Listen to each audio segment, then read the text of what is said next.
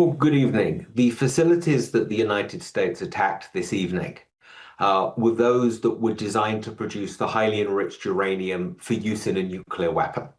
They were involved in converting yellow cake, refined uranium ore, into a form of gaseous uranium, and then enriching that into highly enriched uranium.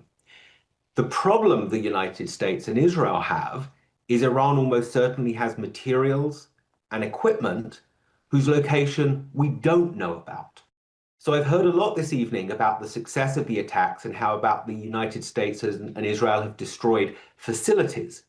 But the problem that we now face is we haven't destroyed knowledge, we haven't destroyed materials, and we haven't destroyed equipment.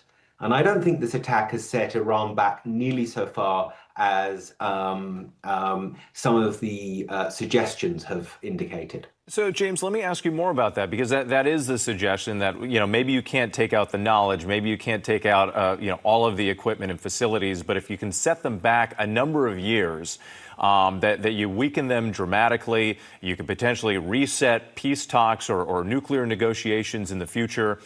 How much of a setback do you think a strike like this could be for Iran? Well, there's two things that I'm very worried we haven't destroyed. The first thing is Iran's highly enriched uranium that was previously stored at Isfahan. Now, that was one of the facilities that was attacked tonight, but the Iranians have claimed, and I tend to believe them, that the highly enriched uranium had already been moved from Isfahan. This is material that is stored in things that look very much like scuba tanks. It's that small.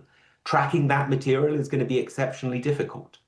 After the collapse of the Joint Comprehensive Plan of Action, the IAEA lost the ability to monitor the components that go into the centrifuges that Iran uses to enrich uranium.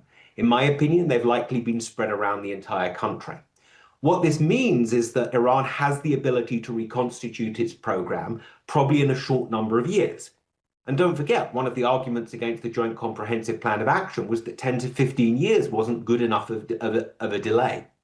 So I think the reason why this is the beginning, not the end of conflict, is because when evidence emerges that Iran is rebuilding its nuclear weapons program, as I believe is likely to happen, are we, the United States, prepared to bomb it again?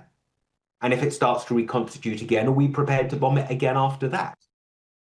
Exactly. And how long of a prolonged conflict could this mean that the United States just got itself involved in? James Acton, thank you so much for your time. We really appreciate it.